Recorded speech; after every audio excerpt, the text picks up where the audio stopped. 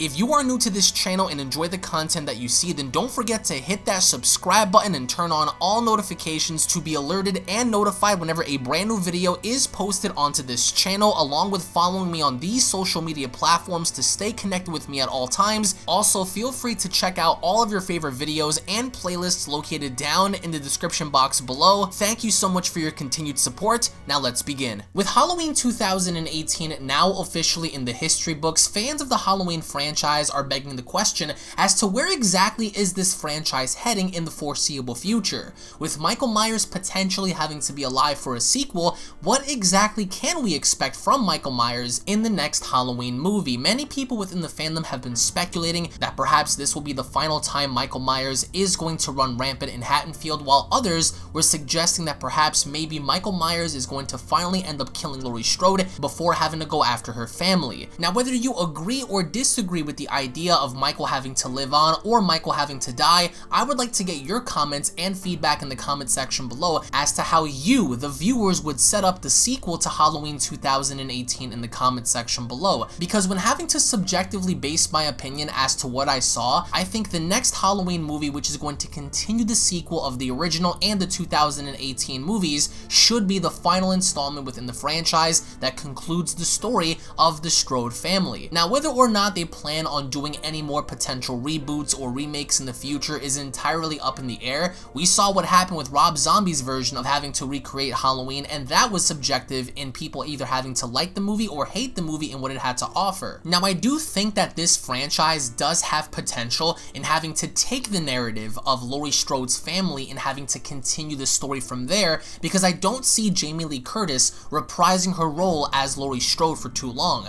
I think, if anything, her final role, her final moment will be in this upcoming new movie following the events of Halloween 2018. It would only make sense. Why would you continuously reprise a role if there is no end goal? Laurie's end goal is to kill Michael Myers. Michael Myers' end goal, well, is unknown, because Michael Myers can speak but chooses not to, which is why when having to be asked, when interviewed, Michael Myers never uttered a word as to who, what, when, where, why, or how. So clearly Michael Myers is driven by something, is driven by some sort of a motivational factor that allows him to continue in doing the things that he does. However, we may never know that unless they decide to finally make Michael Myers speak in the next movie, which is an idea that I would like to get from you guys in the comment section below if you guys agree or disagree with Michael Myers ever having to speak after having to follow this movie. At this point, anything is possible. However, I do think that Michael Myers will manage to escape the house by ripping up the floorboards as seen when Laurie Strode shot Michael Myers from the basement,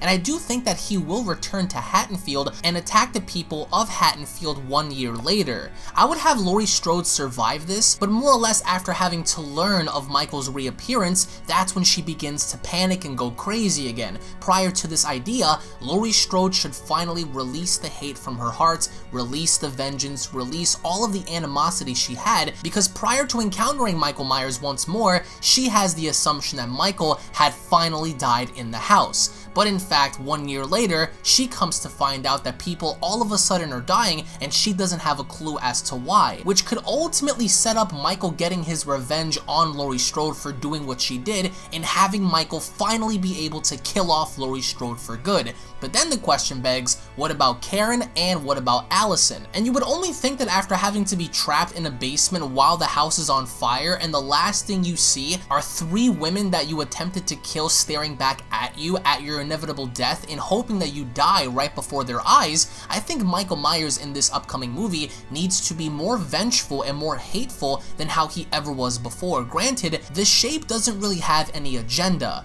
The Shape doesn't really have any emotion, any motive into doing what he does, as of course they tried to discover in Halloween 2018 by elaborating to the audience that they tried to study Michael for so long and never got a single answer to their questions. Unless they take a different approach in in having Laurie Strode die of natural causes in the early portions of the next movie, in having to write Laurie Strode off as to dying perhaps of a heart attack or somewhat of a stroke, having Laurie Strode be removed and having to replace her with her daughter and granddaughter now could be a good thing, but there's also lots of potential bad things that could come about with that, and the idea that there's no closure. There could be closure in Laurie Strode's perspective in having to basically witness Michael Myers burning right before her eyes, or at least she assumed so, but either way, I don't think it's a decisive conclusion for the franchise, in which I do believe that if there should be any, I think Michael Myers should kill Laurie Strode and pursue the daughter and granddaughter as an end result after. And it would make sense for that to happen given the fact that Laurie had trained her daughter and put her own daughter through so much as a child